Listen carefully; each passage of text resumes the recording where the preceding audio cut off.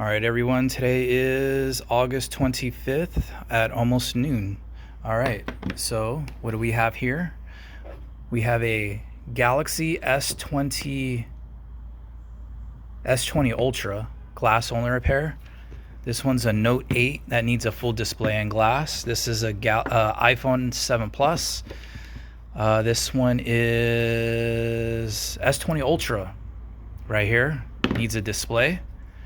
That is, what is this? I believe it iPhone 6s or 6. This one's iPhone 10. That one's done. This one's a Samsung Note 3. We actually done this one for a past customer that's used us before. We don't really fix the Note 3s anymore. As you guys know, those phones came out. I don't know. What is it that we're on the Note 20 already, but yeah.